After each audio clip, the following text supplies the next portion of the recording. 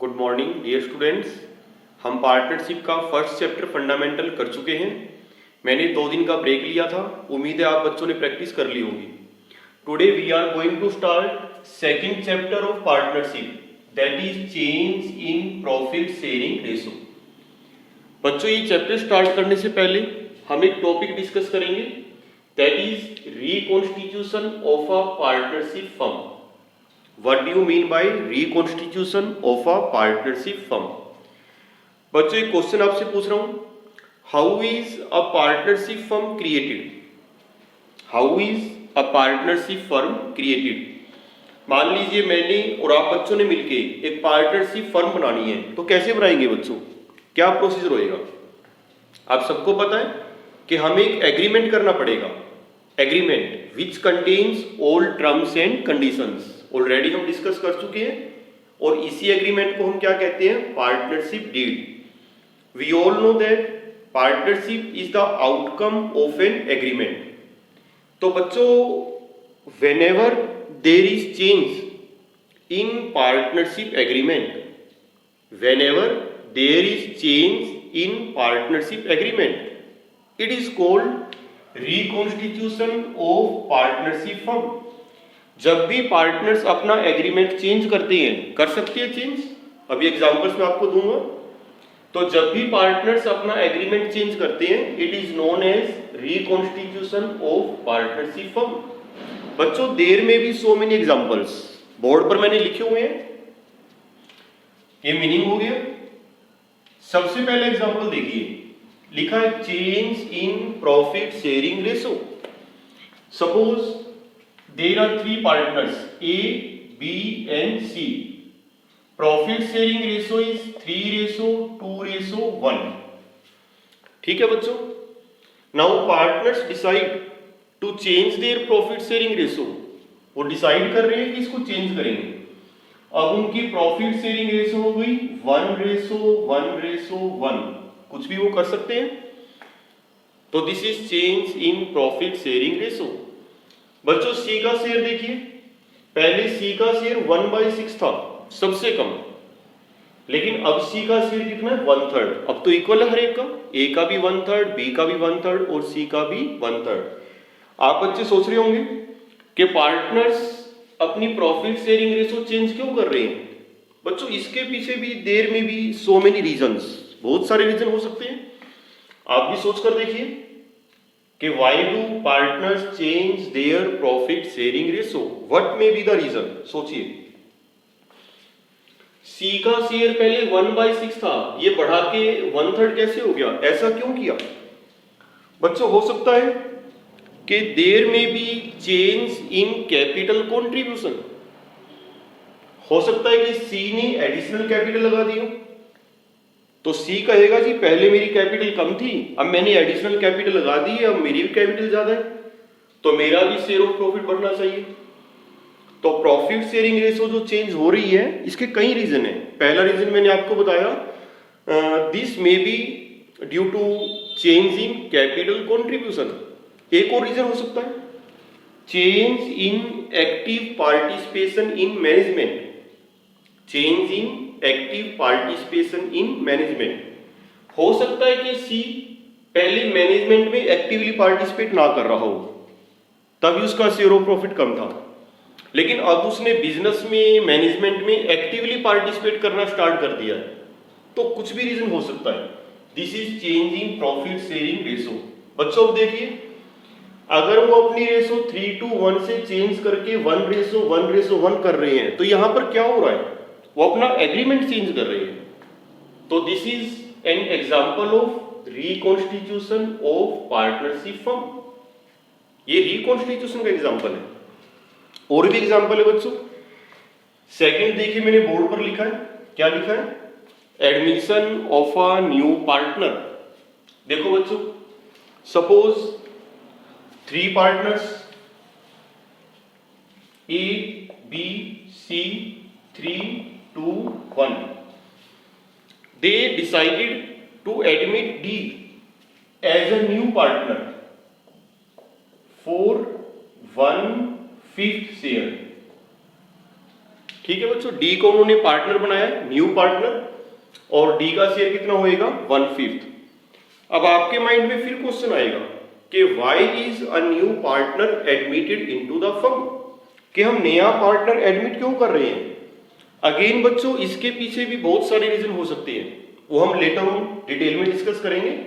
हाँ, एक रीजन मैं आपको बता देता हूं, हो सकता है कि ए बी और C they need more funds, they need more capital to expand the business. Business expand करना उसके लिए पैसा चाहिए, तो that's why they decided to admit D as a new partner. और भी रीजन हो सकते हैं, वो बाद में हम डिस्कस करेंगे। अब देखिए बच्चों, अगर कोई नया पार्टनर हम फर्म में एडमिट कर रहे हैं तो हमें दोबारा से एक नया एग्रीमेंट बनाना पड़ेगा, और अगर हमें एग्रीमेंट चेंज करना पड़ेगा तो this is also an example of reconstitution of partnership firm. Right बच्चों। थर्ड एग्जाम्पल देखिए क्या लिखा है, रिटायरमेंट और डेथ ऑफ अ पार्टनर। बच्चों मान लीजिए 3 पार्टनर है ए बी और सी, रेशो है 3:1। अब बी फर्म से रिटायर हो रहा है, रिटायर हो सकता है ड्यू टू एनी रीजन। बच्चों कोई भी रीजन हो सकता है, आप सोच सकते हैं रीजन। हो सकता है बी की कोई पर्सनल प्रॉब्लम रही हो, कोई हेल्थ प्रॉब्लम रही हो, या बी का इनसे डिस्प्यूट हो गया हो, whatever be the reason. तो बी फर्म से रिटायर हो गया या बी की डेथ हो गई। तो अगर किसी पार्टनर की डेथ हो जाती है या कोई पार्टनर फर्म से रिटायर हो जाता है तो बाकी कौन रह गया, ए और सी। अब बिजनेस को कंटिन्यू कौन करेगा, ए और सी। तो इस केस में भी जो रिमेनिंग पार्टनर्स है ए और सी, उन्हें एक नया एग्रीमेंट बनाना पड़ेगा, क्योंकि बी तो चला गया।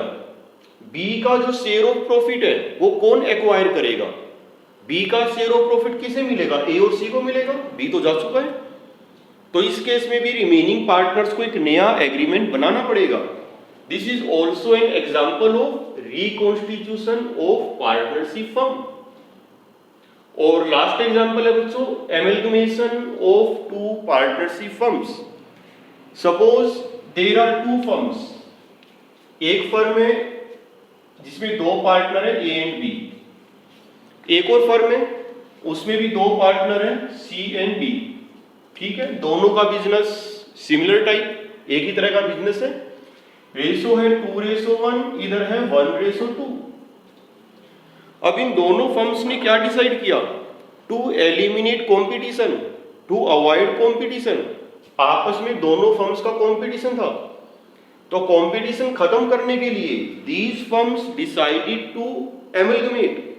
एमलगमेट का मतलब है बच्चों दोनों फर्म्स मर्ज हो रही है, कंबाइन हो रही है। तो अगर दोनों फर्म अमलगमेट हो जाती है, मर्ज हो जाती है, कंबाइन हो जाती है, तो जो नई फर्म बनेगी उसमें कितने पार्टनर होंगे, A B C and D, 4 partner होंगे। ठीक है बच्चों। अब इस केस में क्या होएगा, जो दोनों फर्म्स का ओल्ड एग्रीमेंट था वो तो खत्म हो जाएगा और एक इनको नया एग्रीमेंट बनाना पड़ेगा। तो this is also an example of reconstitution of partnership firm. देखो बच्चों कुछ क्लियर हुआ कि नहीं हुआ। All these are examples of reconstitution of partnership firm. एक बार फिर आपको मीनिंग बता देता हूं। Whenever there is change in partnership agreement, जब भी पार्टनरशिप एग्रीमेंट चेंज होता है, this is the situation of reconstitution of partnership firm. ठीक है, एग्रीमेंट क्यों चेंज हो रहा है, इस केस में भी हो सकता है, इस केस में भी, इस केस में भी और इस केस में भी। तो ये सभी रिकॉन्स्टिट्यूशन की एग्जांपल है। राइट बच्चों। अब यहां पर देखो, ये हमारी पार्टनरशिप का जो यूनिट हम कर रहे हैं पार्टनरशिप, ये उसका सेकंड चैप्टर है जो आज हमने स्टार्ट करना है, change in profit sharing ratio. ये बच्चों हमारी पार्टनरशिप का थर्ड चैप्टर है, admission of a new partner. ये पार्टनरशिप का फोर्थ चैप्टर है, रिटायरमेंट और डेथ ऑफ अ पार्टनर। और बच्चों ये हमारे सिलेबस का पार्ट नहीं है, इसको डिटेल में डिस्कस करने की जरूरत नहीं है। तो बच्चों जो पार्टनरशिप अकाउंटिंग हम पढ़ रहे हैं, जो मैंने आपको बताया था कि बोर्ड एग्जाम में कितने मार्क्स की आएगी, 30 मार्क्स की। ठीक है बच्चों, उस पार्टनरशिप में टोटल 5 चैप्टर हैं। एक चैप्टर फंडामेंटल हमारा हो चुका है, ये सेकंड चैप्टर हम आज स्टार्ट कर रहे हैं, ये थर्ड चैप्टर होएगा, ये फोर्थ चैप्टर होएगा, और लास्ट चैप्टर पार्टनरशिप में कौन सा होएगा, डिसोल्यूशन ऑफ पार्टनरशिप फर्म, वो अलग चैप्टर है। तो अब जो अगले 3 चैप्टर हमने करनी है, ये तीनों चैप्टर बच्चों इंटररिलेटेड है, इंटररिलेटेड, क्योंकि तीनों ही चैप्टर में हमने क्या डिस्कस करना है, रिकॉन्स्टिट्यूशन। सेकंड चैप्टर में क्या होएगा, पार्टनरशिप एग्रीमेंट चेंज होएगा। नेक्स्ट चैप्टर में भी क्या होएगा, पार्टनरशिप एग्रीमेंट चेंज होएगा, और उससे नेक्स्ट चैप्टर में भी पार्टनरशिप एग्रीमेंट चेंज होना है। लगभग तीनों चैप्टर काफी हद तक मिलते जुलते हैं। तो बच्चों आज ही जो चैप्टर में स्टार्ट करने जा रहा हूं, इसको आपने पक्का करना है, कोई लापरवाही नहीं करनी है। अगर ये चैप्टर आपका वेल प्रिपेयर्ड, बढ़िया तैयार हो गया, तो अगला चैप्टर हम जो करेंगे एडमिशन, और जो अगला चैप्टर करेंगे रिटायरमेंट और डेथ, मैं दावा करता हूं उन चैप्टर्स में आपको कोई प्रॉब्लम नहीं आएगी। ठीक है बच्चों, लेट्स स्टार्ट। तो आज का हमारा चैप्टर है change in profit sharing ratio. देखिए बच्चों, ए बी सी 3:1, 3:1, ये अपनी रेशो चेंज कर रहे हैं। इन्होंने कर लिया 2:2:1, this is old ratio and this is new ratio. अब देखिए बच्चों, रीजन मैं आपको पहले ही बता चुका हूं। अगर कोई आपसे पूछता है कि why do partners change their profit sharing ratio, तो आपने कहना है कि this may happen due to change in capital contribution और change in active participation in management. अगर किसी पार्टनर ने कैपिटल कम या ज्यादा कर दी है, या कोई मैनेजमेंट में एक्टिवली पार्टिसिपेट करने लग गया है, तो due to this profit sharing ratio में चेंज। चलो whatever be the reason. बच्चों जब पार्टनर्स अपनी प्रॉफिट शेयरिंग रेशो चेंज करते हैं, तो व्हाट विल हैपन, किसी पार्टनर का शेयर ऑफ प्रॉफिट इंक्रीज हो सकता है और किसी पार्टनर का शेयर ऑफ प्रॉफिट डिक्रीज हो सकता है। ऑब्वियस सी बात है कि अगर एक पार्टनर का शेयर बढ़ा है तो दूसरे पार्टनर का शेयर कम भी होएगा। ठीक है बच्चों, if any partner share of profit increases, तो इसका मतलब वो गेन कर रहा है, he is gaining partner, and vice versa. If any partner share of profit decreases, तो इसका मतलब है वो सेक्रीफाइस कर रहा है, ही इज सेक्रीफाइसिंग पार्टनर। तो बच्चों whenever there is change in profit sharing ratio, first of all we will learn to calculate sacrifice और gain। सबसे पहले आपने ये सीखना है कि किस पार्टनर ने कितना सेक्रीफाइस किया और किस पार्टनर ने कितना गेन किया। Quite easy. एक क्वेश्चन मैं यहाँ पे कर रहा हूं, ध्यान से देखिए, मैथमेटिकल है, स्टेटमेंट में रीड कर रहा हूं। लिखा A B and C were partners in a firm sharing profits and losses in the ratio of 3:1. The partners decide to share future profits and losses in the ratio of 2:2:1. Calculate each partner's gain or sacrifice due to change in ratio. तो आपने क्या calculate करना है, sacrifice और gain. ठीक है बच्चों, करें स्टार्ट। देखो बच्चों, सैक्रिफाइस अगर आपने कैलकुलेट करना है तो कैसे निकालेंगे, old share minus new share, यही फॉर्मूला होगा। अगर ओल्ड शेयर ज्यादा है, न्यू शेयर कम हो गया, तो जो डिफरेंस है दैट इज सैक्रिफाइस। ओके, अब देखिए ए बी और सी, देखते हैं कौन सैक्रिफाइस कर रहा है, कौन गेन कर रहा है। ओल्ड शेयर ए का कितना है 3/6, बी का कितना है 2/6 और सी का कितना है बच्चों 1/6, माइनस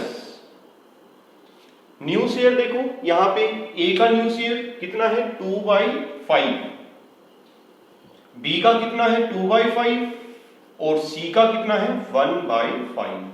बच्चों ठीक चल रही है, बिल्कुल इजी है, old share minus new share, this is mathematical. LCM 30, अभी बच्चों वाला काम हो गया 15 माइनस 12। देखिए पहले उसका शेयर था 15/30, अब कितना रह गया 12/30, तो कम हो गया। कितना कम हो गया 3/30। It means sacrifice. बच्चों 3/30 भी कह सकते हो, 1/10 भी कह सकते हो, एक ही बात है। तो दिस इज सेक्रीफाइस। ठीक है बच्चों, आगे देखिए बी 30, 10 और ये हो गया 12। अब यहां पर देखिए ध्यान से, ए का ओल्ड शेयर था 10/30 और न्यू शेयर कितना हो गया 12/30। इसका तो शेयर बढ़ गया, पहले से ज्यादा हो गया। इसका मतलब है कि वो सेक्रीफाइस नहीं कर रहा, वो तो गेन कर रहा है। कितना गेन कर रहा है? डिफरेंस कितना हो गया बच्चों? माइनस का साइन लगाने की जरूरत नहीं है आपको, माइनस साइन नहीं लगाना। अगर उसका शेयर इंक्रीज हो रहा है तो it means he is gaining partner, वो गेन कर रहा है। Quite simple. आगे देखिए 30, 5 माइनस 6, अगेन वही सिचुएशन है। पहले शेयर 5/30 था, अब 6/30 हो गया, इसका भी शेयर बढ़ गया, तो माइनस का साइन नहीं लगाना आपने। 1/30 इसमें भी क्या करा है? गेन। देखिए बच्चों, A has sacrificed 3/30, B has gained 2/30 and C has also gained 1/30। Match भी हो रहा है, मैथमेटिकली आप मैच कर सकते हो। और वैसे भी नेचुरल है कि जितना A ने सेक्रीफाइस किया है इन दोनों का टोटल उससे मैच कर रहा है, मैच करेगा। क्योंकि ए ने जितना सेक्रीफाइस किया है, ए ने जितना सरेंडर किया है, कोई ना कोई तो उसको एक्वायर करेगा। तो ए ने ये जो सरेंडर किया है, सेक्रीफाइस किया है, इसको कौन एक्वायर कर रहे हैं? बी और सी। 2/30 बी ने ले लिया और 1/30 किसने ले लिया? सी ने। तो ये था बच्चों कैलकुलेशन ऑफ सेक्रीफाइस और गेन, इस चैप्टर का सबसे पहला टॉपिक, जो कि बिल्कुल आसान है। तो बच्चों आज के लेक्चर में इतना ही, बाकी बातें हम करेंगे कल। Thank you very much.